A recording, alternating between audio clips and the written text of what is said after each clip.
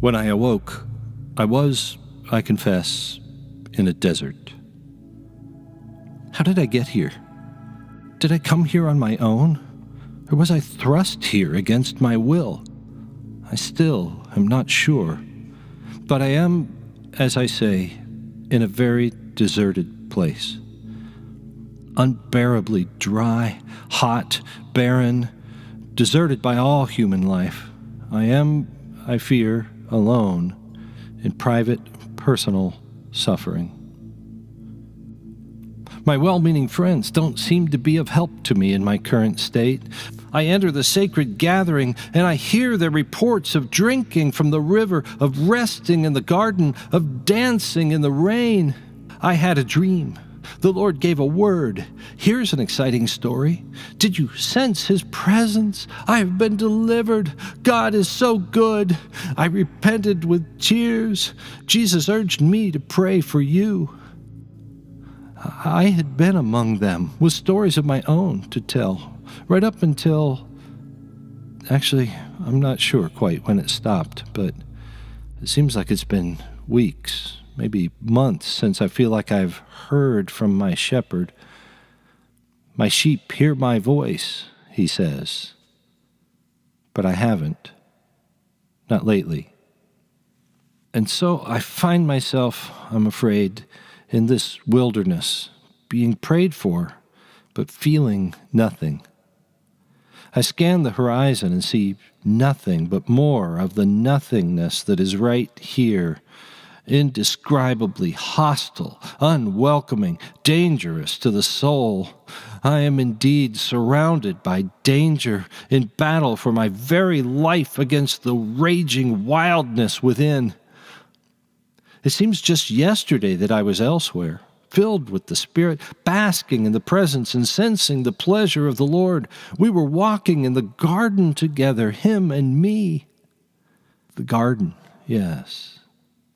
And what happened? The command, the fruit, the curiosity, the woman, the serpent, the bite, the fall, the shame, the leaves, the confession, the punishment, the clothing, the expulsion. Before, I knew only good. Now I know evil. Then I knew Him. Now I know confusion and distance and sweat. 10 miles east of Eden. There is no going back. This is the end of the innocence, the beginning of the era of distance where I can only try to restore what I once had. Mortality. Today, the countdown begins. The clock starts.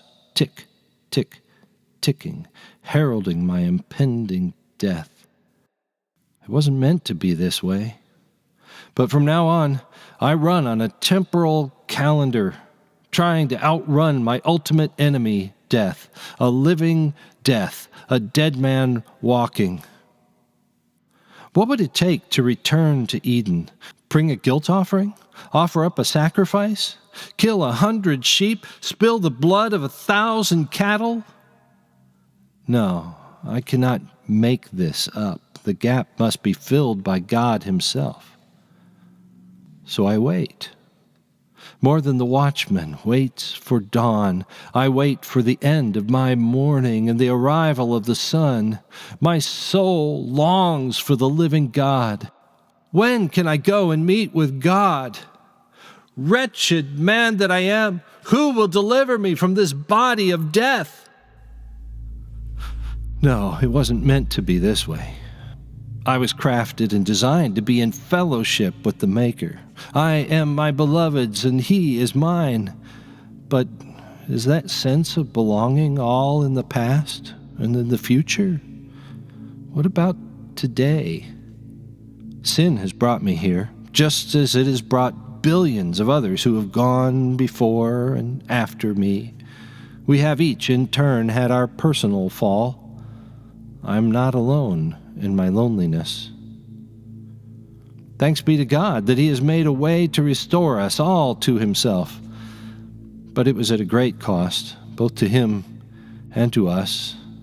Through the shedding of his blood and the sweat of our brow, we can walk again with God. But this is not Eden. We were banished from there. Instead, astonishingly, God chooses to join us in the wilderness. We are together again, but on a fallen planet, a land which is no longer welcoming, which no longer yields easily to the touch. The planet has grown wild, hostile, and ultimately the instrument of our death. Dust to dust. God has brought restoration, but full restoration will not come in this lifetime. Time is not on my side, and death is no friend. But oh, the day will come when time will be no more, and when I can walk again with my God unhindered. Let today be that day.